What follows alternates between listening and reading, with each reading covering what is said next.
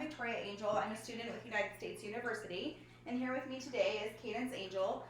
She is 13 years old, so of course, as her parent, I'm giving consent that she is able to be on camera for recording and videoing for this assignment to be graded.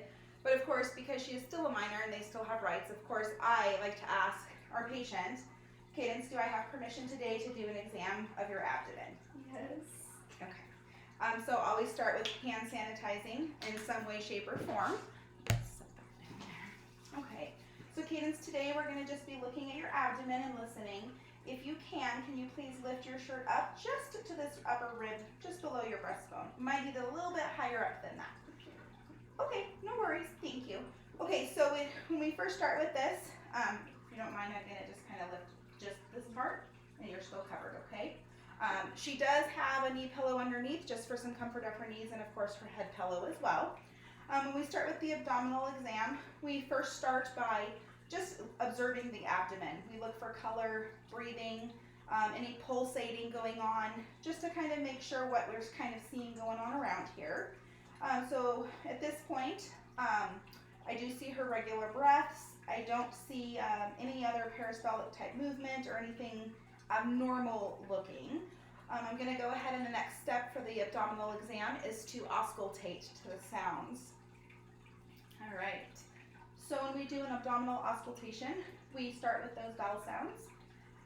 We start in the lower right quadrant, and I'm just going to listen. I'm listening to see if I can hear 5 to 30 vowel sounds. That's the average within a minute. She's got some activity going on for sure. Nothing hypoactive though.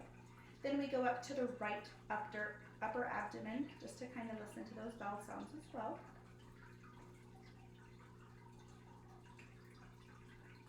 Okay, we move over to the left upper abdomen. Again, listening to those vowel sounds. The goal is 5 to 30 per minute. And then the left lower abdomen.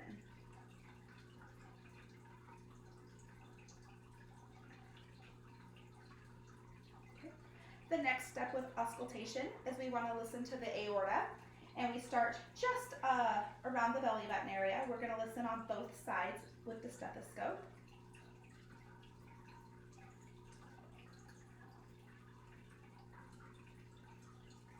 From there, the aorta branches down into the right arteries, so we want to kind of follow that.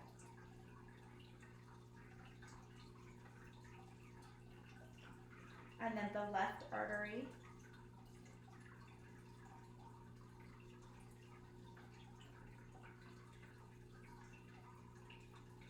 And then it goes down into the iliac.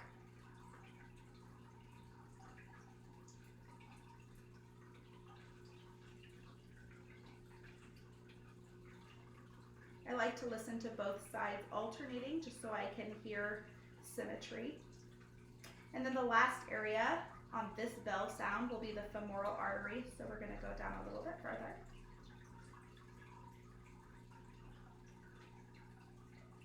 Both sides again.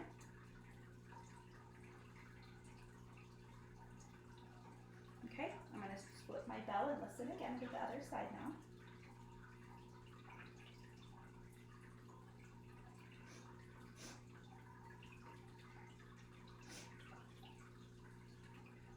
The aorta, again, to the renal artery on the right side, left side, the iliac artery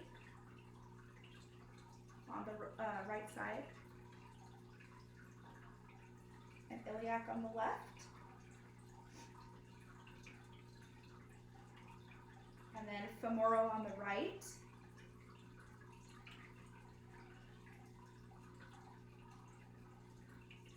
and femoral on the left. Okay. Once auscultation is complete, we move into what's called percussion. So you're going to feel my hands on your abdomen, just a little bit of sound that's going to be coming from your abdomen as I kind of tap gently with my finger, okay? So when we do that, we again want to percuss through the entire abdomen, and we want to do it in a symmetrical pattern that flows. So we're gonna start down here on the right, just a little bit of pressure. We just wanna hear for them to panic type sound. The abdomen should be hollow, so it should sound like a drum. Does that tickle? Sorry. We also want to be able to check over like where the liver is. So the liver is under the right upper abdominal, under the rib cage here. I apologize. I know. The rib sound is going to be different, so we want to make sure that we're not oscillating or percussing over the ribs.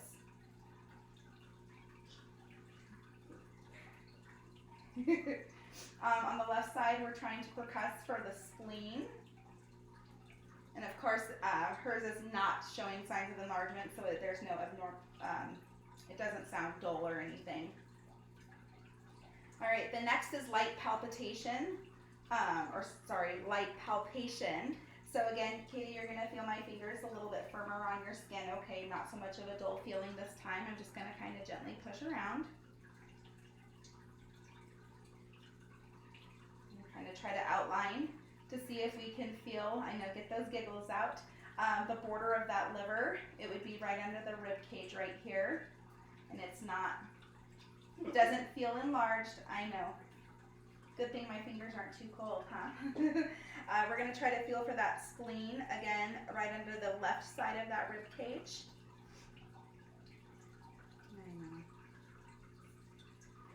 Okay, next we're going to go ahead and palpate a little bit deeper, so you're going to feel a little bit deeper sensation on your skin, not so light, okay? All right, so we kind of push a little bit deeper just to see if we can feel anything.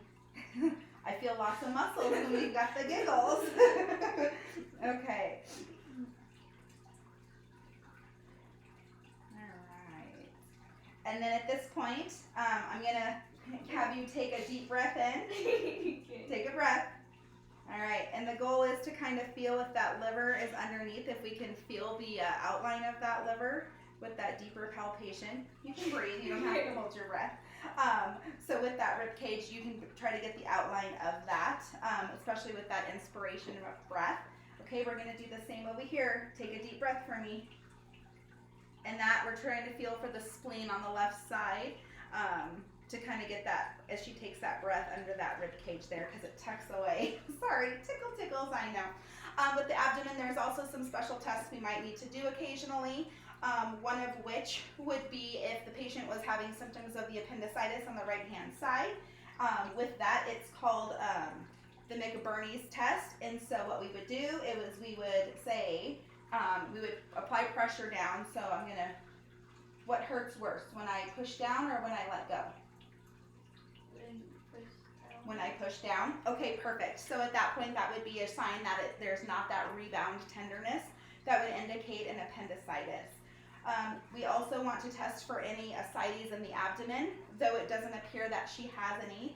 One of the ways to do it is the fluid wave test. So Cadence, I'm going to ask to borrow your hand. If another nurse was in the room, I would borrow theirs. I'm going to just have you put your hand just kind of in the middle right here to symbolize what would be someone else's. And then what I'm going to do is my right hand is going to be on her left side. And I'm going to gently tap that side to see if I can feel a wave to come and hit this right hand. And I did not when I push like that. So it doesn't appear that she has any fluid in her abdomen. All right.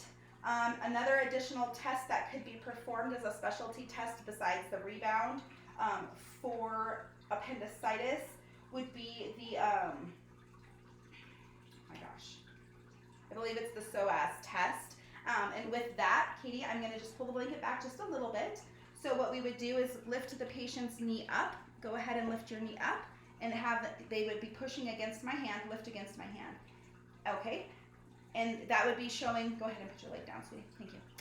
That would be used to show if there was any discomfort in that abdominal area there. Alrighty. Other than that, the Murphy sign is another test that we can do for the gallbladder. So when I would be pushing up here, Katie, go ahead and take a breath for me. If there was any tenderness in this area when I was palpating as she were to take a breath, that would be an indicator that she could be having cholecystitis symptoms going on. All right, and that completes our assessment of our abdomen. Thank you, Katie, for participating.